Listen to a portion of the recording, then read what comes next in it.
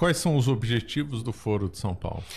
Olha, para quem leu o mínimo sobre o Foro de São Paulo, vai ter uma visão muito atual e política do Foro de São Paulo, que é uma integração latino-americana, uma tomada do poder através de meios lícitos e ilícitos e uma organização apesar das dissidências e controvérsias. E aí a gente tem uma primeira quebra de paradigma, que é uma das coisas que é um trabalho que eu tento fazer com pouco alcance que eu tenho, que a direita às vezes ela pensa muito por bloco, né? E quando a gente fala direita, eu quero me ater especificamente ao discurso político eleitoral, né? Que ser de direita você pode ser um revolucionário, ser conservador, na maior parte do tempo você é uma marcha lenta para a revolução, né? Eu sempre as pessoas me perguntam, mas você é de direita? Não, eu falo, eu sou católico. Eu sou católico, eu sou contra-revolucionário, lá embaixo eu sou conservador e mais embaixo ainda eu sou de direita. Porque isso é muito volátil. E as pessoas tendem a encarar o Foro de São Paulo como um departamento, uma repartição onde o pessoal carimba ali decisões, entrega e todo mundo sai cumprindo. E não é assim. E existem dissidências, como nós estamos assistindo agora no momento, né? Uma distensão que está acontecendo entre eles, mas a intenção do Foro de São Paulo é trazer uma hegemonia, acima de tudo cultural, de mudança de cosmovisão do nosso continente, tá? Através do campo político. E isso passa até mesmo pela estrutura de onde você cria uma civilização. Porque uma civilização ela é baseada em religião, a religião que forma a cultura que vai formar os valores políticos que vai desembocar naquilo que você tem na política. E eles tentam inverter essa ordem, como o comunismo de fato, né? Então, esse meu livro, O Mínimo sobre o Foro de São Paulo, ele vai tratar, primeiro, de uma parte mais resumidamente histórica, né? Porque ele tinha um limite de tamanho, eu até extrapolei, você vê que ele é o mínimo quase máximo, né? Ele é o mínimo já meio gordinho. Já meio gordinho, né? O pessoal o Tom, que foi o editor, né? Ele quase me bateu quando eu entreguei o arquivo, né? Pode ver que ele é grande. E a outra parte eu trago fatos do que foi acontecendo, de como foi feito o processo de subversão e tomada do poder em diversos países. Então você vai encontrar casos aí do Brasil, da Nicarágua, do Chile, da Colômbia, da Venezuela, Cuba. E o que eu tento trazer nesse livro, porque as pessoas ligam muito ao fato do achincalhamento político, que faz parte do jogo. Eu não acho que isso seja certo ou errado, acho que faz parte do jogo. Ah, mas o Lula foi o fundador do Foro de São Paulo. Sim, o Lula foi o fundador do Foro de São Paulo, junto com o Fidel. Teve algum evento anterior que justificou o Foro de São Paulo? Alguma organização comunista antes? Sim. Faz um panorama histórico, anos 60 e 70. Sim, é um processo, né? É um processo que culmina com a criação do Foro como uma ponte. E é isso que o meu novo livro vai trazer. Que é uma visão completamente inédita do Foro de São Paulo, que eu garanto assim, que não tem um estudo em cima disso. Eu voltei no Bolívar. Por que se fala, o que é o bolivarianismo? E o que eles defendem? E eu fui ler os intelectuais. E o Foro de São Paulo, ele é um arquétipo ou uma ponte para um projeto maior, que é tratado como piada intencionalmente pela própria esquerda, que é o objetivo, a meta da Pátria Grande. Unasul? Não, a Unasul é um instrumento também. É um tentáculo do Foro de São Paulo, né? É uma das coisas que eu vou explicar nesse livro novo. Mas a Unasul é o braço político da coisa, junto com a CELAC, né? Mas quando a gente pega esse ponto da Pátria Grande, já existiam diversos intelectuais. O próprio Simão Bolívar foi o primeiro a tentar trabalhar lá atrás, trabalhar. XIX, né? Ele até chegou ali com a criação da Gran Colômbia, ele fez um grande encontro na época, chegou a convidar Dom Pedro I para participar. Ah, é verdade. Ele queria a unificação de tudo. De tudo. Dom Pedro I, né, não aceitou. Eu vou pedir só mais um pouquinho de água, por favor. Dom Pedro I não aceitou. E nós tivemos, inclusive, um general, né, que foi Abreu e Lima, que foi o homem responsável por trazer o comunismo ao Brasil. Né? Muitas pessoas falam da semana de 22, mas o comunismo já estava no Brasil há 70 anos, praticamente. Abreu e Lima foi um general brasileiro que foi lutar ao lado do Bolívar. É tanto que, por isso nós temos a refinaria Abreu e Lima. Ele é herói na Venezuela e do Brasil. E herói entre aspas. Exato, né? Na concepção deles né? E o Abreu e Lima também, ele foi o homem que começou a trazer as teses socialistas aqui para o Brasil. É ele que trouxe o Manifesto Comunista também, inicialmente, tudo na década de 1850. E no final do século XIX, né, em 1890, os anos 1890, começou a popular muitas ideias de uma integração, dessa integração da pátria grande. E existem diversos intelectuais por todo o continente, inclusive no Brasil, que tratam em cima disso. E um que é muito importante é um argentino chamado Manuel Ugarte, né? Ele foi um objeto de estudo meu para essa obra que vai sair. E o outro que eu selecionei, né? Até porque o meu foco também era o Foro de São Paulo, então eu restringi em dois principais, né? Dentro de todos assim que eu fui pesquisando, me aprofundei mais em dois. O Manuel Ugarte, argentino, e que viveu ali na virada do século XIX para o XX. E teve uma importância muito grande, chegou a participar em congressos da Segunda Internacional, inclusive com contatos com Vladimir Ilyich Lenin. Nossa, então foi importante. Foi, mesmo. Ele foi bastante importante. As ideias em vida ele foi um pouco escanteado, mas após a morte o Ugarte ele teve um papel importante. E o outro foi o Darcy Ribeiro, aquele que foi ministro da Educação. Sim, mas é mais recente, né? Ele tem uma obra chamada A Pátria Grande. Tá? Onde ele defende as teses da Pátria Grande. Ele era ligado ao Brizola, né? Ao Brizola, ao brizolismo, ao João Goulart. Ele foi ministro da Casa Civil, foi ministro da Educação, foi senador, né? Ele foi um dos fundadores da Universidade de Brasília, né? Da UNB. É considerado um baluarte da educação no Brasil. E quando a gente lê o livro dele, da Pátria Grande, é um pouco assustador, né? O processo revolucionário que ele tenta implementar ali. Pegando um pouco a retórica revolucionária, é até um discurso de ódio, de certa forma, né? Alguns termos que ele usa realmente assustadores, assim, de ódio à Igreja Católica, de ódio à cultura ocidental, à herança da filosofia grega que nós temos, né? A herança da Santa Igreja Católica, a herança do direito romano aprimorado pela Igreja Católica também.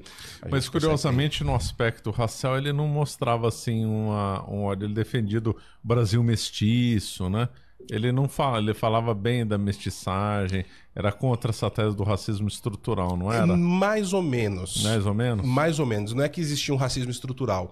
Na visão dos ideólogos da Pátria Grande, a Pátria Grande ela não está restrita à América Latina. É tanto que uma das fotos que iniciou esse meu livro que vai sair é um outdoor em Havana, que tá escrito assim, a Pátria Grande que cresce. Aí na foto tá o Hugo Chávez, Fidel Castro e o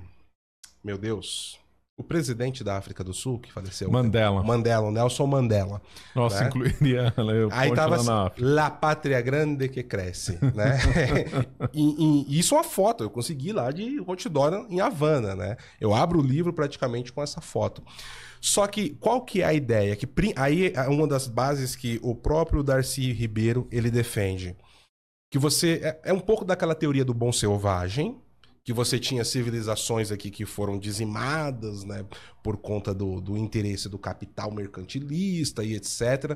Foi imprimida uma cultura fora do que existia aqui, que é o catolicismo, e a Igreja Católica é um mal que precisa ser combatido, ele defende isso abertamente no livro dele, e que os índios são os verdadeiros donos dessa terra e que eles precisam recuperar a autonomia através... Aí ele começa a defender a tese marxista da luta de classes e etc.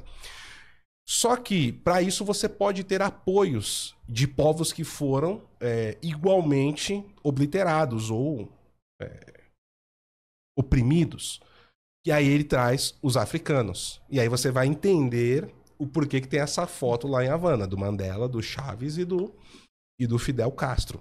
Então, ele defende que por exemplo, você, professor, o senhor é um intruso aqui nessa terra. Eu sou um opressor. Eu tenho ascendência tanto indígena quanto africana.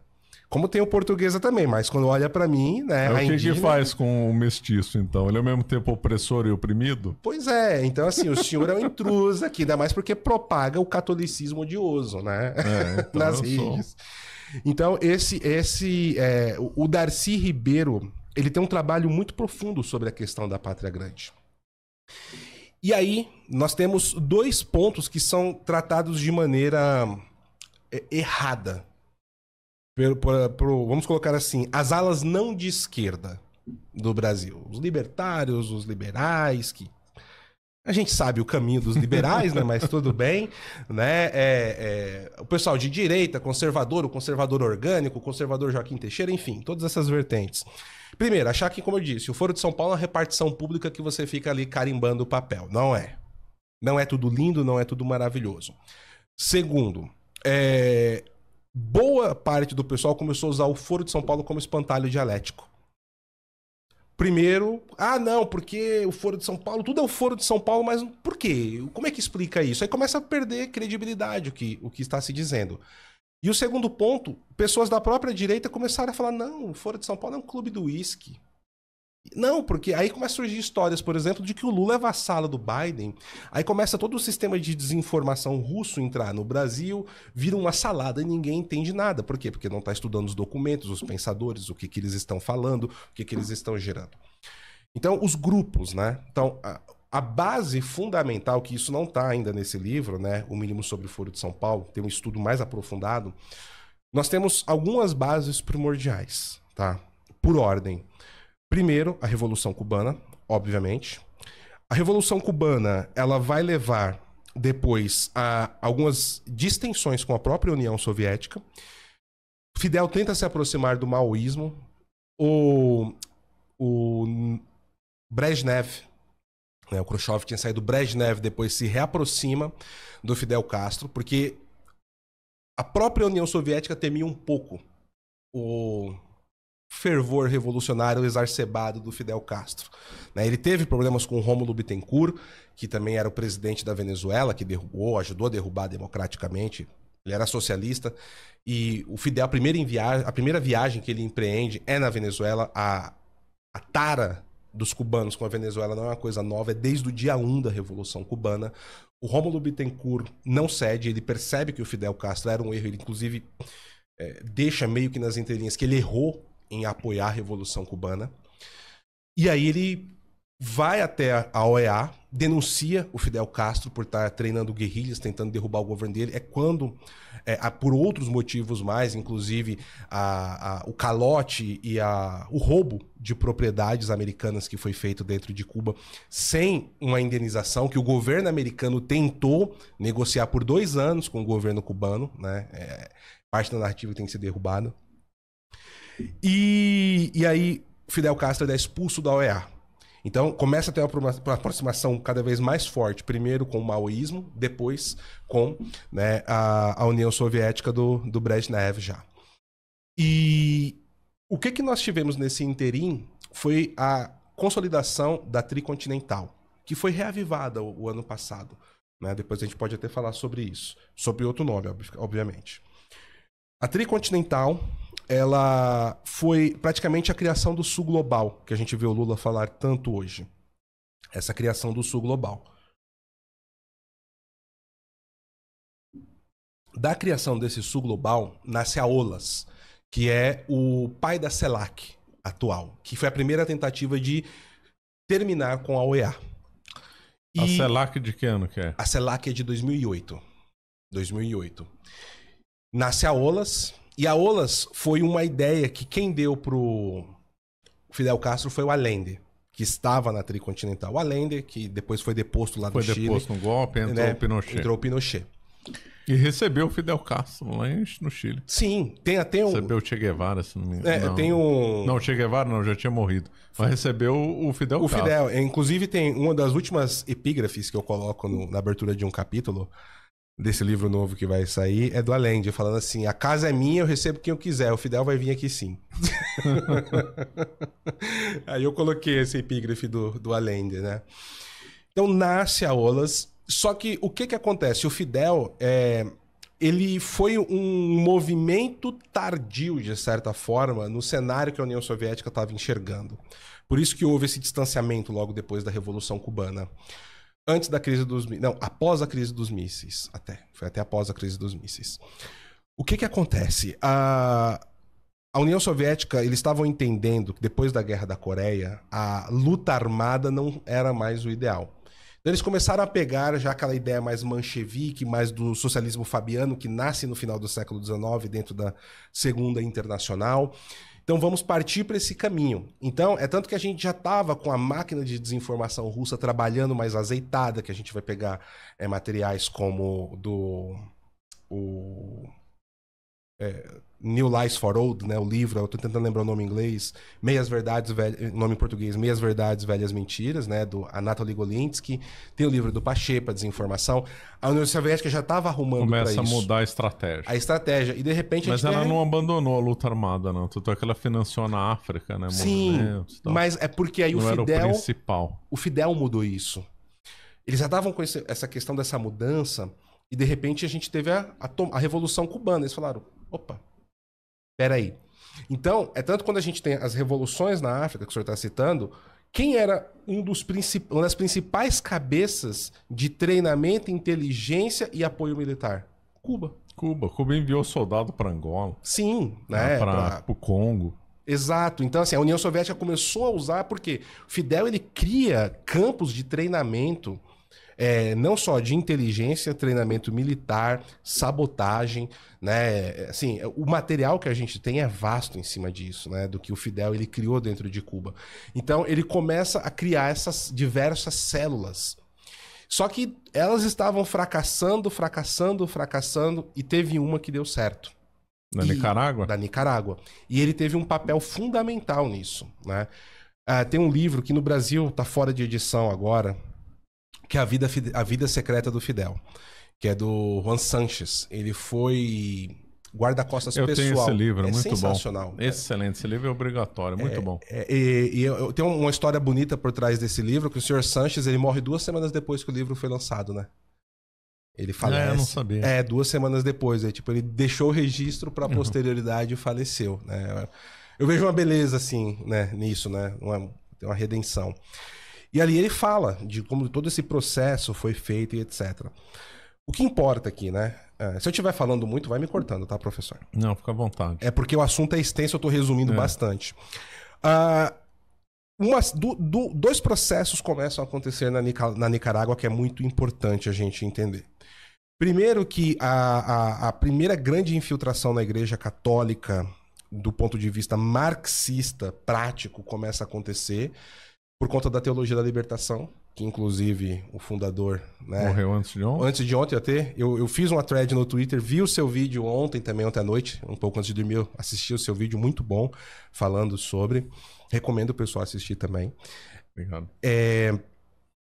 E as ideias dele começam a tomar um campo dentro da Nicarágua.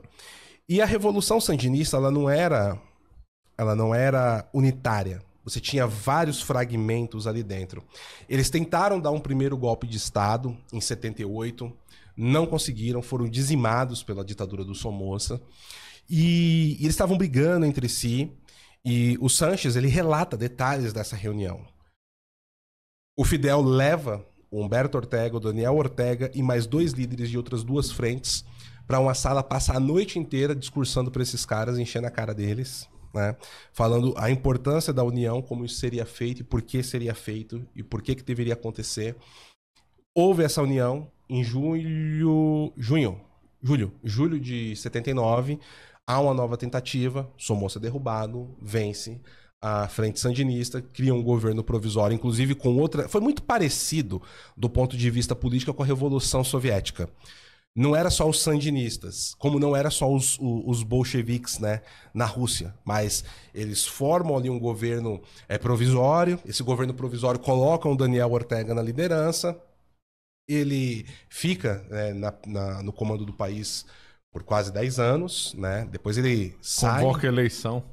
Fez o erro de convocar a eleição. Perde, né? Depois volta em 2007, mas enfim. Agora ele já não vai cometer mais o mesmo erro. Não, né? Agora não. Ele até faz, mas igual faz, mas é tudo manipulado. Naquela lá foi legítimo, tanto é que ele perdeu. Perdeu.